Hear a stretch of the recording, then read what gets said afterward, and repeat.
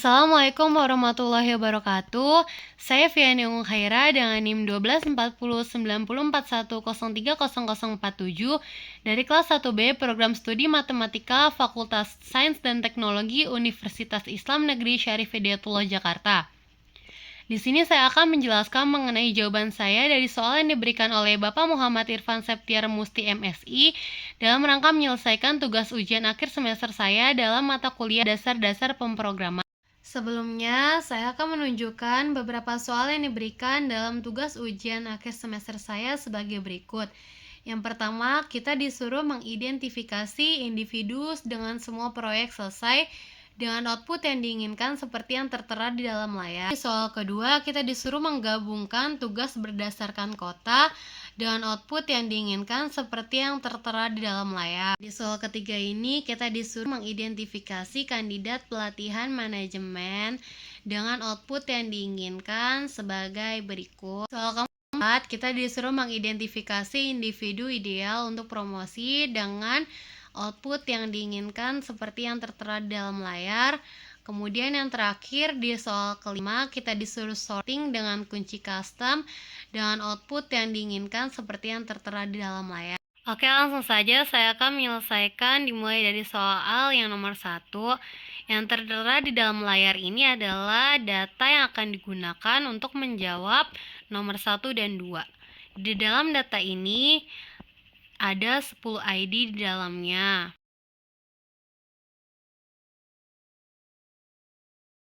Ini adalah kode yang telah saya buat untuk menjawab soal nomor 1. Saya telah membuat fungsi yang dimana fungsi ini akan memeriksa setiap individu dalam data untuk memastikan semua tugas di semua proyeknya memiliki status komplit. Jika semua proyek telah selesai, nama individu tersebut ditambahkan ke daftar hasil. Untuk mengetahui lebih jelasnya, saya akan menjelaskan secara rinci kode yang telah saya buat dimulai dari baris yang pertama. Pada baris yang pertama, saya mendefinisikan fungsi dengan nama find individuals with all complete project, yang dimana definisi ini menerima satu parameter yang bernama individuals data, yaitu data berupa daftar individu dengan proyek dan tugas mereka. Pada baris kedua, saya memulai blok try untuk menangkap kemungkinan error saat kode dijalankan.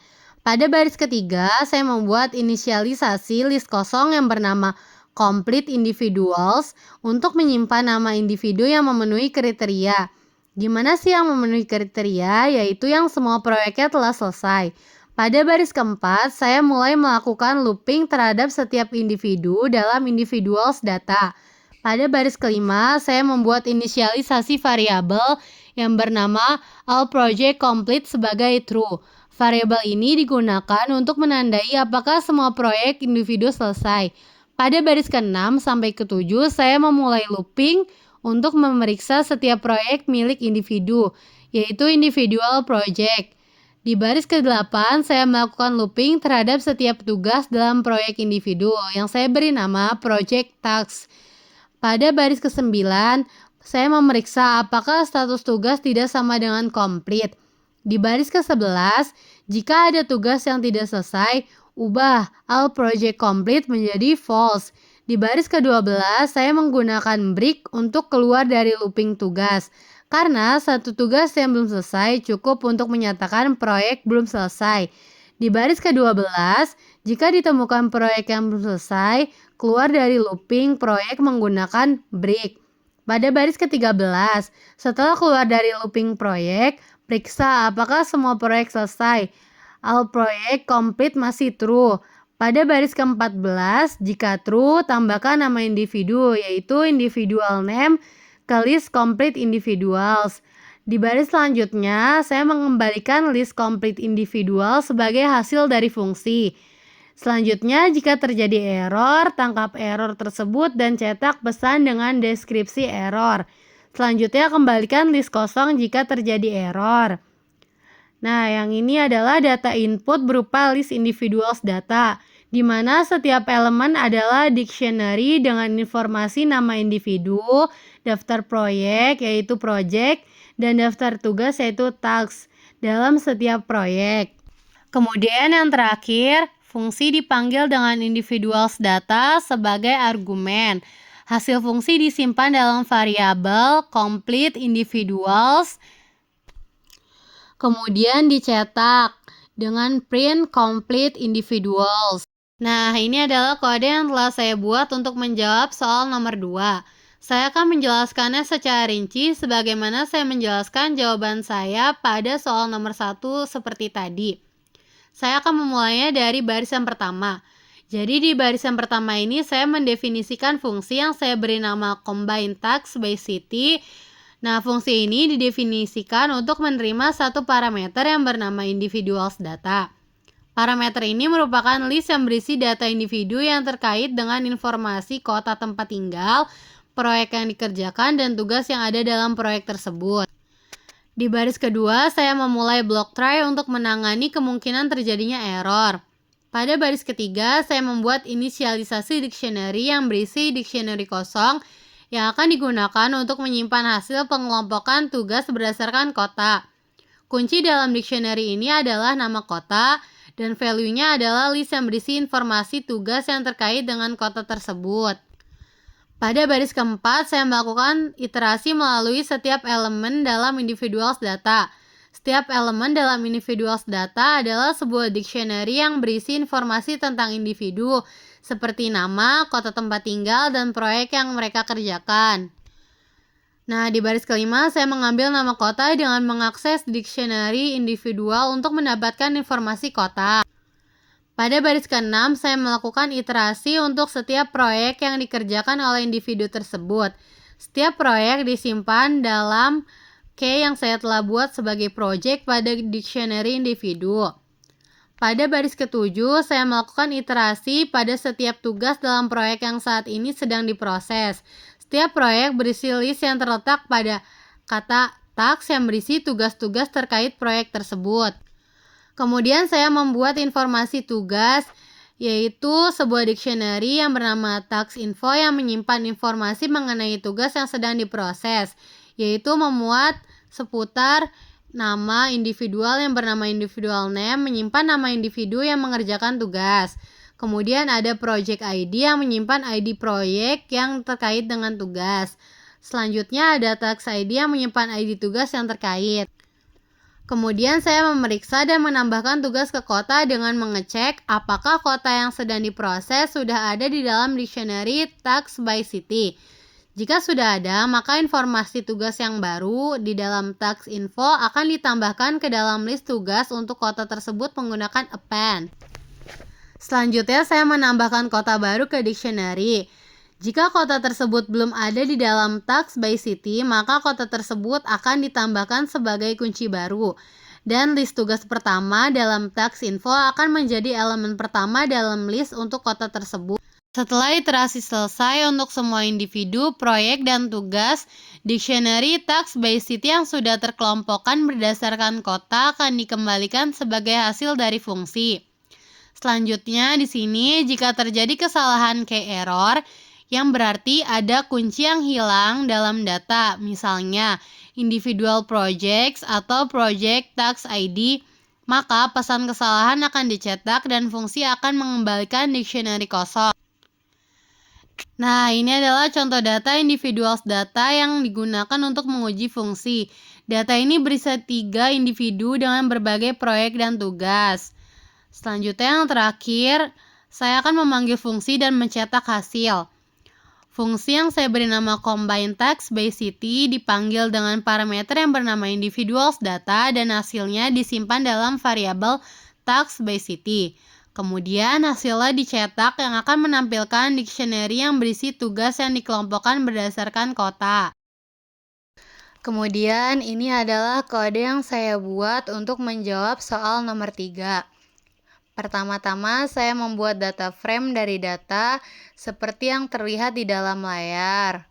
Kemudian saya tulis di sini df sama dengan data frame parameter data. Selanjutnya saya definisikan fungsi yang bernama find promotion candidates yang berisi parameter df. Selanjutnya di sini saya memulai block try untuk menangkap kemungkinan error saat kode dijalankan. Di baris selanjutnya, saya membuat inisialisasi untuk menghitung rata-rata skor kinerja yang saya beri nama Average Performance Score. Berikutnya, saya akan menghitung kuartil bawah, yaitu 25% dari gaji yang saya tulis di sini sebagai lower quartile salary. Setelah itu, saya filter data sesuai kriteria. Di sini saya tulis kandidat sama dengan DF yang berisi experience years, performance score, salary, dan departemennya. Kemudian saya buat kembali inisialisasi format hasil sebagai list of dictionary. Yang saya tulis sebagai result, kandidat yang berisi name, departemen, salary, performance score, dan experience years. Kemudian saya return result. Kemudian di sini Except itu menandakan apabila ada kesalahan atau error, maka pesan kesalahan akan dicetak sebagai error. Yang terakhir, saya menjalankan fungsinya dan mencetak hasil dengan print kandidat. Beralih ke soal selanjutnya, yaitu soal nomor 4. Di sini saya telah membuat kode untuk menjawab soal nomor 4. Saya akan menjelaskan kembali kode yang saya buat untuk menjawab soal nomor 4 ini. Sama seperti soal nomor 3 tadi, pertama-tama saya membuat data frame dari data. Kemudian saya membuat inisialisasi untuk menyimpan data frame ke dalam file CSV. Selanjutnya saya membuat definisi fungsi yang saya beri nama find presentation candidates yang berisi parameter file path. Selanjutnya saya memulai block try untuk menangkap kemungkinan error saat kode dijalankan. Setelahnya saya membuat inisialisasi membaca file CSV ke dalam data frame, kemudian saya membuat validasi kolom yang diperlukan yang berisi name, departemen, salary, performance score, experience years, dan remote worker. Jika tidak semuanya, maka kolom di dalam kolom untuk required column, maka value error atau file CSV tidak memiliki kolom yang sesuai atau kolom yang dibutuhkan. Setelah itu, saya menghitung rata-rata gaji per departemen yang saya inisialisasi dan saya beri nama sebagai average salary by departemen. Kemudian, setelah itu saya menambahkan kolom rata-rata gaji departemen ke data frame. Berikutnya, saya menghitung rata-rata gaji per departemen yang saya beri nama average salary by departemen. Kemudian, saya menambahkan kolom rata-rata gaji departemen ke data frame. Setelah itu, saya filter data sesuai kriteria kandidat yang berisi experience years, performance score, remote worker, dan salary. Pada baris selanjutnya adalah format hasil sebagai list of dictionary, yaitu result, kandidat yang berisi name, departemen, salary, performance score, dan experience years. Saya return result. Nah, except di sini berfungsi untuk menangani error. Apabila terjadi error, maka dia akan memberikan pesan kesalahan. Dan setelahnya, saya akan menjalani fungsi dan mencetak hasil sehingga diperoleh output, yaitu list kosong. Nah, yang terakhir saya akan menjelaskan kode yang telah saya buat untuk menjawab soal nomor 5. Pertama-tama, di baris pertama saya definisikan fungsi yang saya beri nama source student dengan parameter student order ascending. Kemudian di baris kedua saya memulai block try untuk menangkap kemungkinan error pada saat kode dijalankan. Pada baris ketiga saya membuat inisialisasi untuk validasi parameter order, yaitu jika order bukan termasuk ascending atau descending, maka value error, karena parameter order harus ascending atau descending. Kemudian saya menentukan reverse berdasarkan order. Reverse sama dengan true jika ordernya adalah descending. Jika ordernya bukan descending, maka reverse sama dengan false. Kemudian di baris selanjutnya, saya mengurutkan data berdasarkan nilai elemen kedua dari tuple. Dengan cara saya inisialisasi sebagai sort student. Kemudian saya return sorted student. Nah, except di sini kembali berfungsi untuk menangani error. Apabila terjadi error, maka dia akan mencetak pesan kesalahan yang berisi error.